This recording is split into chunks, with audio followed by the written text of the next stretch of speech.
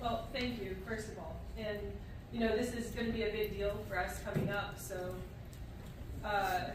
anyways, I'm just going to read what I wrote again.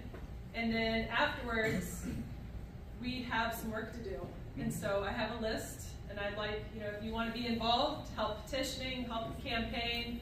This is a major opportunity for us all the way up until November. And there's a lot of things to do. So come and see myself, Chip, and let's get to work. All right, so first I've got to turn my tab back on. All right, and then I'm just going to kind of read what I'm thinking about this race. Okay, well, in 2006, Amy Klobuchar won the U.S. Senate seat on the criticism of the Iraq War, and then later went on to vote in lockstep with all the other war pigs in D.C. as they perpetuated continual warfare around the globe. In 2006, while she was campaigning for a place of luxury and prestige, I was in Baghdad, Iraq for my second deployment. I was living out the decisions made by people who had never served in the military, much less seen combat, and never considered the outcome of their decisions or who it impacted.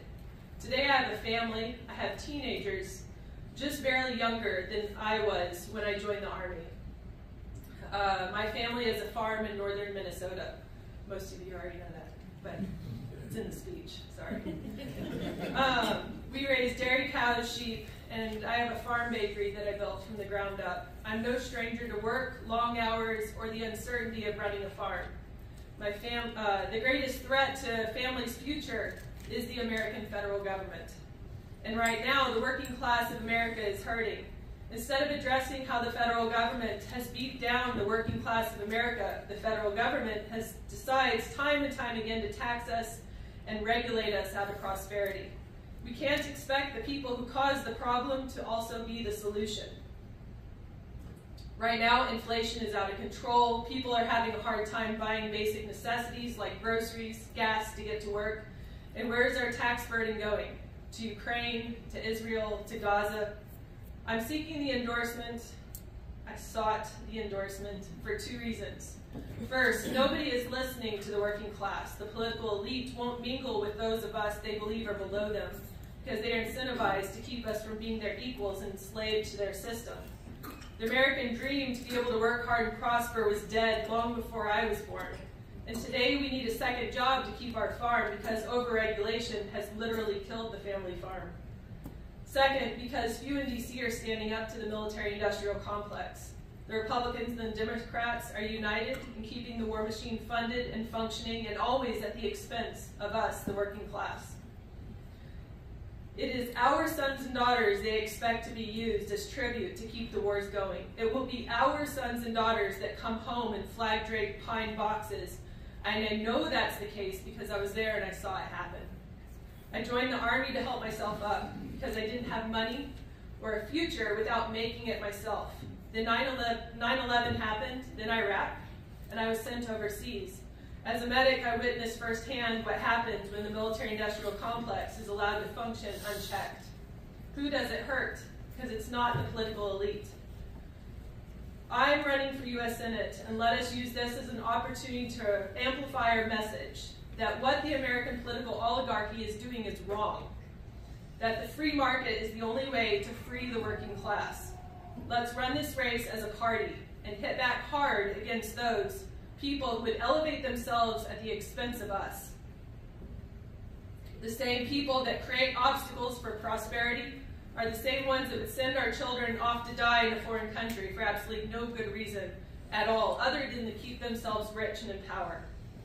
I don't want to see my children suffer through the nightmares, the flashbacks, the avoidance, the triggers, the social anxiety, the guilt, and the grief.